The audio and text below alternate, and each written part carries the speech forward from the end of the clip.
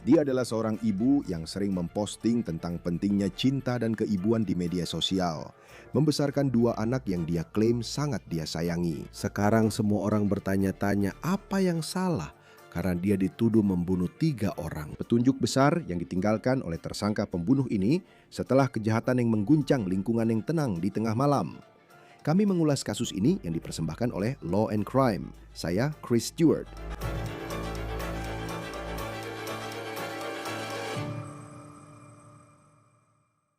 Nah, teman-teman, kalian tahu kita sudah menghabiskan banyak waktu bersama di sini di Law and Crime, mengikuti kisah nyata, kejutan-kejutan yang tidak pernah kalian duga, kasus-kasus yang membuat kalian sulit tidur di malam hari. Namun seiring pencarian kebenaran yang semakin dalam, kami juga berkembang agar kalian bisa lebih dekat dengan aksi yang terjadi. Dan itulah mengapa kami sangat antusias meluncurkan Law and Crime Plus. Ini tujuan baru kalian, ribuan jam episode tanpa iklan dari arsip kami, plus berkas kasus eksklusif untuk menyelami bukti, semuanya dikurasi oleh ahli internal kami. Tapi begini, ini bukan hanya platform kami, ini komunitas kalian. Kami membuat ruang ini bagi yang begadang, menganalisis bukti, dan menanti putusan. Unduh aplikasinya, coba fiturnya, beritahu kami apa yang ingin kalian lihat selanjutnya. Kunjungi lawandcrimeplus.com untuk penawaran terbatas hanya 3,99 per bulan atau 40,99 per tahun. Kasus pembunuhan 3 orang ini terjadi di komunitas tenang di selatan Chicago. Kejadian ini terjadi tengah malam Senin ketika tetangga terbangun oleh suara tembakan dan menelpon polisi. Saat petugas tiba di rumah Patrick dan Stacy Ford, mereka menemukan sesuatu yang mengerikan.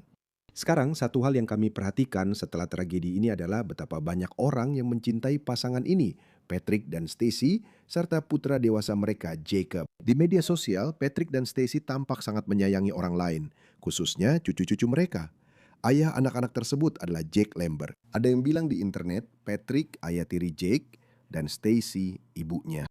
Kini, orang-orang berusaha memahami kejadian di rumah di Norway Trail, Creed Township, Illinois pada Senin dini hari. Banyak orang heran bagaimana ibu dari anak-anak yang dipeluk Jake diduga sanggup melakukan hal mengerikan itu. Sekarang ini adalah foto dari tahun 2023, sepertinya dari ulang tahun kedua salah satu anak Jake. Dan kamu bisa melihat bahwa ini tampak seperti keluarga yang bahagia. Semua memakai warna serasi saat merayakan balita mereka. Wanita di foto adalah Jenna Strubel. Dia tersenyum di foto ini. Tapi sekarang dia dituduh sebagai pembunuh berdarah dingin. Sekarang, menurut polisi, kasus ini tampaknya bukan kasus yang pelakunya belum diketahui. Dan saya akan jelaskan alasannya sebentar lagi. Namun, alasan dibaliknya masih misteri hingga kini. Sekarang, sebelum kita membahas lebih jauh tentang dinamika yang mungkin ada di sekitar hubungan yang menjadi pusat kasus ini, saya ingin menguraikan kronologi kejahatan ini berdasarkan penegak hukum. Kejadian ini berlangsung di Creed Township, Will County, Illinois, sekitar 45 menit selatan Chicago di perbatasan Indiana. Pinggiran kota ini berpenduduk sekitar 25.000 jiwa. Keluarga Ford tinggal di jalan tenang dengan tetangga yang saling menjaga. Ini peta udara rumah yang diduga jadi lokasi kejahatan menurut polisi. Polisi menyatakan sekitar pukul 2 pagi Senin 23 Maret, mereka menindaklanjuti apa yang mereka sebut sebagai pengecekan kondisi di lokasi ini. Para tetangga mengatakan kepada media lokal bahwa mereka mendengar suara yang terdengar seperti tembakan di tengah malam dan mereka menelpon 911. Sheriff Will County mengatakan saat tiba, mereka menemukan Jake tewas tertembak di mobil luar rumah. Sebuah foto di media sosial menunjukkan mobil diderek dari TKP dengan terpal menutupi jendela penumpang. Polisi menemukan Patrick dan Stacy, orang tua Jacob, tewas tertembak. Mereka berada di lantai pertama rumah, tidak jauh dari pintu depan. Polisi mengatakan mereka menemukan anjing keluarga itu hanya berkeliaran di sekitar properti. Sekarang, belum jelas apa yang membuat penegak hukum mengejar tersangka pembunuh Jenna Strobel. Tetapi mereka mengatakan bahwa mereka sekarang memiliki petunjuk besar yang bisa sangat penting jika kasus ini sampai ke pengadilan. Itu adalah senjata pembunuhan yang diduga, yaitu senjata api. Strobel juga diduga memudahkan penyelidikan bagi detektif dengan cara lain yang akan dibahas nanti. Polisi menyatakan Strobel menembak dan membunuh ayah, kakek, dan nenek anak-anaknya, lalu melarikan diri namun tidak jauh. Sekitar 15 menit melintasi perbatasan ke St. John, Indiana, tempat dia tinggal dan berasal. Polisi sejak awal menyebut ini tampaknya serangan yang menyasar korban tertentu, diduga kasus kekerasan dalam rumah tangga. Dan tidak jelas apa yang membuat mereka langsung mengejar Jenna begitu cepat setelah pembunuhan itu, tetapi itu terjadi dalam hitungan jam. Mereka mengumumkan bahwa seseorang yang menjadi perhatian polisi telah ditahan. Dan kemudian sekitar 1 hari setelahnya, mereka mengumumkan bahwa Jenna adalah orang yang akan menghadapi dakwaan atas apa yang diduga terjadi pada Stacy dan Patrick Ford serta Jacob Lambert. Polisi menangkap Jenna di rumah, dan Sheriff Well County mengatakan ia membuat pernyataan yang memberatkannya. Kita tidak tahu secara spesifik apa yang dia katakan, tapi sepertinya aparat penegak hukum sangat yakin bahwa mereka telah menangkap orang yang bertanggung jawab atas pembunuhan ini. Belum jelas pembelaan apa yang akan diajukan atas dugaan perbuatannya. Sheriff menyatakan Strobel akan menghadapi 9 dakwaan pembunuhan tingkat pertama. Dan kita akan membahas sedikit lebih lanjut sebentar lagi tentang bagaimana bisa ada begitu banyak dakwaan pembunuhan padahal hanya ada 3 korban. Berikut adalah dakwaan yang tercantum dalam catatan pengadilan Well County. Sekarang kita belum tahu dinamika hubungan Jacob dan Jenna secara spesifik. Polisi memang menggambarkan mereka memiliki hubungan yang putus nyambung dan tentu saja mereka memiliki anak bersama. Sekarang, jika melihat di media sosial pada tahun 2023, tampaknya mereka sedang menjalin hubungan atau setidaknya berhubungan baik dalam hal membesarkan anak-anak mereka. Itu berdasarkan foto-foto ulang tahun yang kami tunjukkan kepada Anda di awal cerita ini. Sekarang, tampaknya pasangan itu juga pernah tinggal bersama pada suatu waktu karena ada foto mereka saat membawa bayi baru lahir pulang ke rumah. Saat ini, Jenna tampaknya tidak memiliki catatan kriminal atau riwayat kekerasan. Namun kini, dia didakwa 9 dakwaan pembunuhan tingkat pertama atas dugaan perbuatannya. Kami melakukan pencarian latar belakang tentang dia di catatan pengadilan Indiana, dan kami hanya menemukan tilang lalu lintas dari tahun 2018. Saat Anda mencari catatan pengadilan Illinois, akan terlihat 9 dakwaan pembunuhan tingkat pertama. Jenna kini ditahan di penjara Lake County, Indiana. Meski hanya beberapa menit dari lokasi pembunuhan, karena lintas negara bagian, dia harus diekstradisi ke Illinois untuk menghadapi dakwaan yang bisa membuatnya dipenjara seumur hidup. Kini, dia diduga jadi pelaku kejahatan, ibu yang tadinya tersenyum, kini diduga berubah jadi pembunuh. Tapi saat ini, orang-orang yang mengenal Stacy, Jacob, dan Patrick, mereka sedang mengenang orang-orang yang menurut mereka telah membawa banyak kebaikan ke dunia ini. Seorang teman menulis bahwa Jake memiliki tempat khusus di hati mereka karena dia memahami betapa pentingnya keluarga. Dan mereka mengatakan bahwa dia adalah seorang ayah yang luar biasa, yang ingin anak-anaknya memiliki nilai-nilai keluarga yang kuat dan tahu bahwa mereka sangat dicintai tanpa batas. Patrick, dia adalah seorang pegolf yang antusias, bahkan bekerja di lapangan golf lokal, dan dia sangat mencintai keluarganya. Dia mencintai cucu-cucunya, dan dia akan sangat dirindukan melebihi kata-kata. Dan kemudian, Stacy adalah seorang direktur keuangan di sebuah perusahaan manufaktur grafis di Illinois. Perusahaan itu menulis di Facebook bahwa dia telah menjadi tulang punggung mereka selama lebih dari 20 tahun. Belum diketahui kapan Jenna Strobel akan menghadap hakim di Illinois dan bagaimana proses ekstradisinya. Jika Anda atau orang yang Anda kenal jadi korban KDRT, hubungi hotline nasional kekerasan dalam rumah tangga di 1800 799 SAFE 7233 atau kirim teks START ke 88788. Anda bisa tetap anonim. Layanan ini buka 24 jam setiap hari. Bersama kami kini Melba Pearson, pengacara hak sipil dan hukum pidana, mantan jaksa, serta pembawa acara YouTube Resident Legal Diva. Senang Anda bisa hadir di Law and Crime. Anda tahu, memang sangat sulit untuk memahami hal ini. Anda tahu, dalam kasus kekerasan apapun, tetapi dalam kasus ini, wanita ini menghadapi 9 dakwaan pembunuhan tingkat pertama untuk 3 korban bis ini. Saya ingin menyampaikan bahwa CBS News Chicago memiliki informasi yang memberikan sedikit konteks tentang hubungan mereka, diduga, dengan mengatakan bahwa petugas sheriff juga dipanggil ke rumah tersebut pada Januari 2025 untuk kasus penganiayaan dalam rumah tangga dan intervensi kesehatan mental. Pejabat sheriff menyatakan Strobel dimasukkan secara paksa ke fasilitas kejiwaan saat insiden tahun lalu. Jadi kita bisa bahas sedikit soal kesehatan mental di kasus ini. Tapi ketika Anda melihat 9 dakwaan, dan saya tahu setiap negara bagian berbeda, tapi 9 dakwaan pembunuhan tingkat pertama, padahal kita berurusan dengan 3 korban, Anda tahu nyawa yang diduga dia ambil. Apa pendapat Anda tentang dakwaan itu, dan mengapa jumlahnya banyak untuk 3 korban? Terima kasih atas undangannya. Kasus tragis ini mengingatkan bahwa laki-laki juga bisa jadi korban kekerasan dalam rumah tangga. Kita sering hanya fokus pada perempuan sebagai penyintas. Banyak perempuan jadi penyintas, tapi laki-laki juga bisa terdampak seperti terlihat di kasus mengerikan ini. Kalau ada 3 korban tapi 9 dakwaan, rasanya tidak masuk akal kan? Tapi itu memang keunikan di beberapa negara bagian dalam hukum mereka. Bukan hanya soal 3 korban, tapi juga melihat pada niat pelaku. Kadang ada dakwaan tambahan sebagai antisipasi jika terjadi kesalahan di proses berikutnya. Sebagai bagian negosiasi, jika ada kesepakatan pengakuan bersalah, beberapa dakwaan bisa dibatalkan. Kadang dakwaan disederhanakan untuk persidangan. Biasanya ini langkah strategis jaksa penuntut. Makanya kita melihat banyak dakwaan.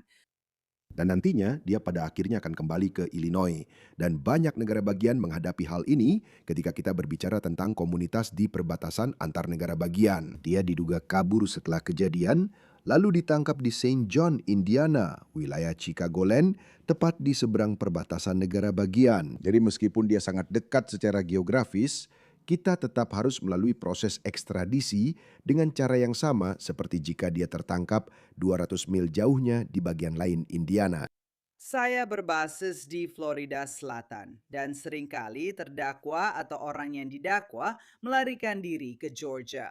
Meski hanya melintasi batas negara bagian, kami tetap harus mengekstradisi mereka karena Anda mengambil seseorang dari tahanan satu negara bagian dan membawanya ke dalam tahanan negara bagian Anda sendiri. Ada proses hukum yang harus diikuti. Di sistem hukum kami menyebutnya badan, padahal itu sebenarnya orang, seseorang yang hidup. Itu memang keanehan. Namun kamu perlu mengajukan permohonan agar orang tersebut dipindahkan dengan benar. Ada catatan pemindahan mereka dari titik A ke B tanpa tuduhan penculikan atau sejenisnya. Ini hanya untuk memperjelas bagaimana terdakwa, orang yang didakwa, dipindahkan dari titik A ke titik B. Saat kita merekam ini, saya tidak tahu apakah dia masih di Lake County, Indiana, atau sudah dipindahkan ke Will County, Illinois, tempat pembunuhan yang diduga ia lakukan. Dalam kasus kekerasan dalam rumah tangga, sayangnya seringkali memang ada riwayat kejadian sebelumnya, dan ini bukan pertama kalinya hal seperti ini terjadi. Dan dalam kasus ini, jika laporan tentang Januari 2025 untuk kasus penganiayaan dalam rumah tangga dan intervensi kesehatan mental itu benar, biasanya apa artinya bagi seseorang untuk dirawat secara paksa jika itu yang terjadi padanya? Jadi ketika kamu dirawat secara paksa, ada beberapa cara berbeda bagaimana itu bisa terjadi. Anggota keluarga bisa saja menelpon layanan bantuan dan mengatakan orang yang mereka cintai sedang mengalami gangguan kesehatan mental. Bisa juga terjadi karena seseorang menelpon penegak hukum, mereka datang dan merespons di lokasi, lalu melihat bahwa seseorang sedang mengalami krisis kesehatan mental yang sedang berlangsung. Saat itu, orang tersebut dibawa ke fasilitas kesehatan mental untuk perawatan dan pengawasan. Biasanya, rawat inap secara paksa berlangsung sekitar 24 hingga 48 jam di kisaran waktu tersebut. Ini bukan berminggu-minggu atau berbulan-bulan atau semacamnya. Ini untuk memastikan orang tersebut sudah stabil dan tidak membahayakan diri sendiri atau orang lain. Ini juga dapat digunakan untuk mendiagnosis orang yang mungkin mengalami gangguan kesehatan mental, meski belum pernah didiagnosis bipolar atau skizofrenia. Jadi sekarang, tunggu, kita jadi tahu sebenarnya apa yang sedang terjadi. Lalu terserah pada orang tersebut untuk melanjutkan pengobatan ke depannya. Dan kita tidak tahu apakah dia didiagnosis dengan sesuatu, kita juga tidak tahu banyak tentang hubungan mereka. Maksud saya, kalau dilihat, saya tahu polisi menggambarkannya sebagai hubungan yang putus nyambung. Tampaknya mereka punya 2 anak. Dari media sosial, tampak pada 2023 mereka rayakan ulang tahun kedua dengan pesta yang terlihat bagus dan biasa saja. Namun beberapa tahun terakhir sulit mengetahui hubungan mereka. Saat saya mencari namanya, hanya ada tilang lalu lintas 2018 di catatan Indiana. Di Illinois, hanya ada catatan terkait situasi yang sedang dihadapi. Dalam kasus serupa di 2025, biasanya catatan apa yang tersedia jika ada situasi, maksud saya, apakah itu termasuk situasi di mana sesuatu terjadi dan keluarganya berkata, kami tidak ingin meruntut. Tapi jika memang tidak ada, jika ini yang terjadi di tahun 2025, insiden kekerasan dalam rumah tangga dan kemudian tidak ada tuntutan yang diajukan. Seperti apakah ada sesuatu yang tercatat dan menjadi tanda peringatan bahwa mungkin ada masalah dalam hubungan ini. Sayangnya, tidak ada.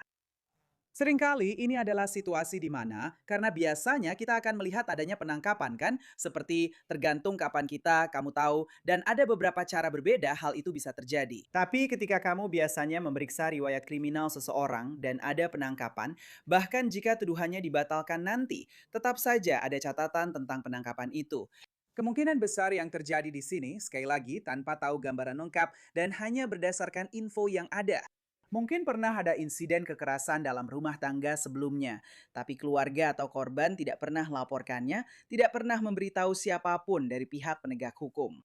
Nah, semua ini akan terungkap saat persidangan jika kasus ini benar-benar dibawa ke pengadilan, karena biasanya ada jalur-jalur tertentu terkait misalnya tindakan buruk sebelumnya atau bukti-bukti sebelumnya yang bisa dimunculkan di persidangan.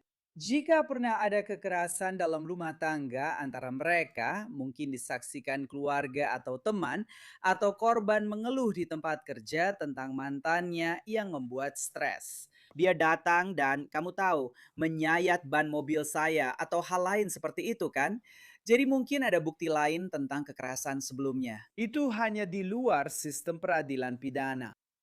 Dan ketika membahas hal ini, kita tidak tahu secara spesifik, saya rasa pada titik ini, selain dari kamu tahu, jelas mereka punya hubungan yang putus nyambung. Mereka mungkin menemukan ada panggilan di 2025 dan segera menahan Jenna Strobel atas pembunuhan ini. Mereka mengatakan bahwa dia membuat beberapa pernyataan yang memberatkan. Kita tidak tahu apa saja pernyataan itu. Dan kemudian mereka juga diduga memiliki senjata pembunuh, sebuah pistol yang digunakan dalam pembunuhan 3 orang ini. Fakta bahwa mungkin ada beberapa masalah kesehatan mental di sini. Seperti jika Anda adalah seorang pengacara pembela yang menangani kasus ini, saya tahu kita masih punya jalan panjang ke depan. Bagaimana hal itu berperan jika Anda sebagai pengacara pembela melihat klien membuat pernyataan ke polisi, mungkin setelah dibacakan hak-haknya? Benar. Pertama, poin A. Apakah hak-haknya sudah dibacakan? Apakah ini respons atas interogasi atau pertanyaan penegak hukum? Atau ini yang disebut pernyataan spontan saat polisi datang dan dia bilang, "Ya, kamu tahu, dia membuatku kesal, jadi aku lakukan X, Y, Z." Benar? Pada titik itu, pernyataan itu bisa diterima di pengadilan sehingga sulit bagi pengacara pembela untuk menentangnya. Selanjutnya, kamu bisa bilang karena masalah kesehatan mentalnya, dia tidak minum obat sehingga bereaksi seperti ini. Tapi itu menjadi jalur yang sulit karena kita tidak sedang membahas ketidakWarasan yang sangat berbeda dari sekedar mengalami masalah kesehatan mental. Kamu mungkin mengalami skizofrenia atau gangguan bipolar. Tapi jika minum obat, kamu tahu siapa saja di ruang sidang dan siapa hakimnya. Kamu harus tahu siapa hakim, pengacara, pembela, dan jaksa penuntut. Lalu bisa berpartisipasi aktif dalam pembelaanmu. Jika penasihat hukum bertanya, apakah kamu mau ambil tawaran pengakuan bersalah? Ini plus minusnya. Kamu harus bisa mengikuti dan memiliki pemahaman dasar. Dibandingkan dengan, maksudku, jika kamu benar-benar linglung, kamu tahu, dan tidak bisa bicara, tidak, kamu melihat, kamu tahu, bintang-bintang, apapun kondisinya. Aku tidak bermaksud meremehkan, tapi di dunia nyata, orang bisa benar-benar mengalami krisis kesehatan mental.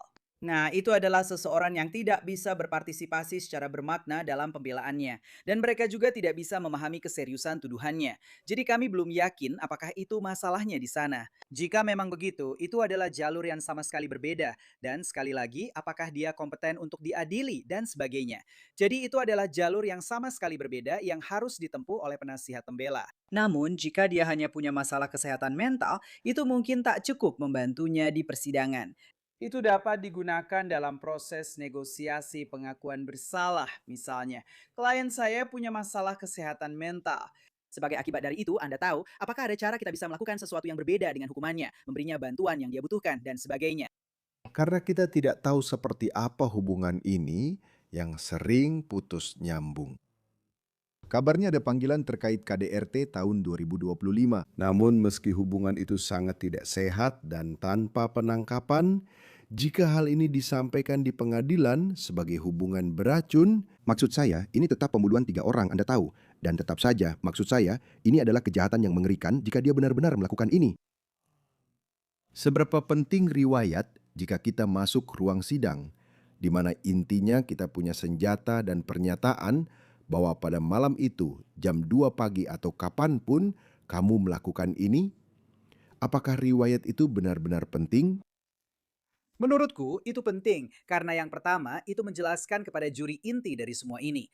Juri, karena ini pembunuhan tingkat pertama, motif dan perencanaan menjadi masalah utama, meski tetap tergantung tuduhannya. Tapi tidak di semua tuduhan atau semua kasus, jaksa harus membuktikan adanya motif. Seringkali bagus kalau ada, namun biasanya tidak ada kewajiban hukum membuktikan motif. Niat ya, tetapi alasan seseorang melakukannya belum tentu perlu dibuktikan. Namun juri umumnya ingin tahu alasannya. Sebagai jaksa, hal ini lebih mudah bagi saya saat menangani kasus. Saya suka bisa menjelaskan, inilah alasan mengapa kejahatan ini terjadi. Terkadang Anda berdiri dan berkata, ini adalah kejahatan tanpa alasan yang jelas. Kami tidak tahu alasannya. Bukan yang terbaik, tapi Anda tetap bisa mendapat vonis.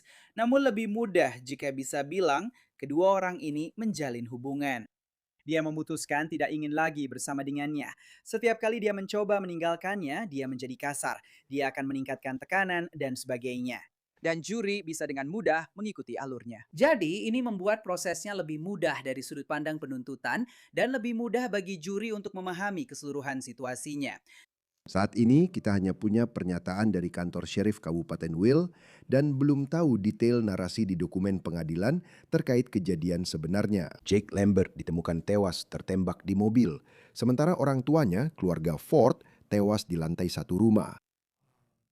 Saat Anda memikirkan pembelaan dan dituduh beberapa pembunuhan seperti dalam kasus ini, bisakah Anda memisahkan kejadian? Misalnya sesuatu terjadi di mobil, lalu di depan rumah. Menurut saya, meski ada pembelaan diri di mobil, jaksa tetap mempertanyakan kenapa dua orang di rumah ikut ditembak. Benar. Lagi-lagi, hal ini bergantung pada narasi lengkap yang disampaikan jaksa di persidangan. Karena bisa saja ada kamera ring di seberang jalan yang merekam informasi penting. Kamera tubuh petugas mungkin merekam sesuatu, misalnya ucapan spontan yang bisa digunakan. Jadi, semua tergantung. Apapun yang terjadi, jika saya menuntut kasus ini, saya akan menganggapnya sebagai rangkaian peristiwa berkesinambungan bahwa itu dimulai di dalam mobil. Dan memang bisa saja begitu. Keluarga dari salah satu orang tua keluar karena mereka mendengar keributan. Sekarang dia berpikir harus menyingkirkan saksi karena mereka bisa mengungkap masalah-masa lalunya dengan mantan pasangan. Jadi, aku akan menganggapnya sebagai satu kejadian, bukan dua insiden terpisah. Yah, aku sadar terlalu banyak berpikir. Dia bahkan belum dikirim ke Illinois dan persidangan mungkin masih lama, tergantung perkembangan kasus ini. Kalau memang terjadi. Dia diduga melarikan diri dan akhirnya ditangkap 15 menit dari sini di St. John, Indiana. Bagaimana hal itu berpotensi memengaruhi pembelaan? Sebagai jaksa, Anda bisa menyebut dia bukan hanya diduga melakukan ini, tetapi juga meninggalkan para korban yang terluka tembak dan membutuhkan bantuan, lalu melarikan diri. Bagaimana bagian pelarian itu memengaruhi cerita jaksa? Dari sudut pandang jaksa, Anda akan menyebut itu indikasi rasa bersalah karena dia melarikan diri, sadar telah berbuat salah, dan tidak tinggal untuk menghadapi konsekuensi, melainkan langsung pergi. Pihak pembela mungkin akan berargumen bahwa dia tinggal di daerah itu dan melarikan diri ke rumahnya atau rumah temannya. Bukan, jika dia benar-benar ingin kabur, dia tidak akan hanya ke negara bagian sebelah. Dia pasti ke Florida, New York, atau tempat lain. Anda juga bisa berargumen bahwa disitulah Anda mungkin membahas kesehatan mental, bahwa Anda tahu dia sangat bingung dan segala macam hal lainnya, dan itulah alasan dia harus melarikan diri dari tempat kejadian. Sekali lagi, itu bukan berarti argumen-argumen ini akan menang, dan konstitusi tidak menjamin Anda akan menang dalam berargumen. Konstitusi hanya mewajibkan Anda memiliki pembelaan. Jadi, itu bisa menjadi beberapa aspek yang bisa digunakan oleh pihak pembela. Terakhir, ini memang pertanyaan yang agak mendahului, tapi soal batas negara bagian, kejadian ini di Illinois yang tidak punya hukuman mati, sedangkan Indiana masih menerapkan hukuman mati. Dalam negosiasi kesepakatan pengakuan bersalah dalam kasus seperti ini, Jika jaksa yakin memiliki kasus kuat dan hukuman mati bukan opsi, seperti apa daya tawar yang tersisa untuk membuat terdakwa menerima kesepakatan pengakuan bersalah? Karena saya bisa melihat di Indiana, di mana itu bisa menjadi daya tawar, di mana seorang pengacara pembela mungkin akan mengatakan kepada kliennya, "Hey, kita bisa mendapatkan hukuman penjara seumur hidup tanpa pembebasan bersyarat," atau sesuatu seperti itu. Bagaimana daya tawar jaksa di negara bagian tanpa hukuman mati seperti Illinois untuk mendorong terdakwa menerima kesepakatan pengakuan bersalah? Dengar, gagasan tentang hukuman penjara seumur hidup bagi kebanyakan orang itu tidak terdengar menarik sama sekali. Benar? Jadi aku tahu. Dan dengan penggunaan senjata api, biasanya ada hukuman minimal 25 tahun hingga seumur hidup untuk kasus seperti itu. Jadi mungkin strateginya adalah, kalau aku jadi penasihat hukum, aku akan bilang, dengar, mari kita lihat apakah kita bisa dapat hukuman minimal 25 tahun. Karena dengan begitu ada kemungkinan kamu bisa keluar, titik. Tapi yang kedua, kamu mungkin bisa keluar dan menjadi bagian dari kehidupan anak-anakmu. Sekarang sekali lagi itu adalah pembahasan yang benar-benar berbeda karena hatiku benar-benar hancur untuk kedua anak itu yang telah kehilangan ayah mereka, kehilangan kakek nenek mereka sekaligus. Sekarang kamu kehilangan ibumu karena dia di penjara dan tak akan kembali. Lalu, siapa yang akan membesarkan anak-anak ini? Semua ini sangat memilukan. Jadi tapi sekali lagi, mungkin ada argumen jika dia adalah seorang ibu yang baik. Sekali lagi ya, aku tahu kamu membunuh seorang ayah. Itu jelas bukan seorang ibu yang baik. Tapi dalam keseharian, kamu tahu interaksi sehari-hari, dia memastikan anak-anak makan, mereka pergi ke sekolah, kamu tahu semua itu. Pembela dapat berargumen bahwa ia aktif dalam kehidupan anak-anaknya, ingin kesempatan melakukannya lagi, dan mengakui tanggung jawab atas perbuatannya. Bisakah kita dapat hukuman 25 tahun dengan 3 orang? Masih belum pasti. Tapi kamu bertanya, Ya, dan maksudku memang begitu. Dan aku senang kamu membahasnya, karena menurutku memang ada banyak kesedihan dalam cerita ini. Kamu bisa melihat banyak orang, terutama keluarga Ford dan komunitas, mencari nama ketiga korban dalam kasus ini dan Jake Lambert di Facebook, menunjukkan betapa mereka dicintai di komunitas. Dan kemudian ada banyak pertanyaan. Dan anak-anak ini sekarang harus melalui semua ini karena apa yang diduga terjadi di tengah malam pada hari Senin. Melba Pearson, mari kita lihat perkembangan selanjutnya. Senang selalu memiliki Anda di Law and Crime dengan keahlian Anda. terima kasih. Itu saja untuk On The Case dari Law and Crime. Berlangganan di YouTube dan Spotify. Kini kami juga tayang di Peacock. Saya Chris Stewart, sampai jumpa.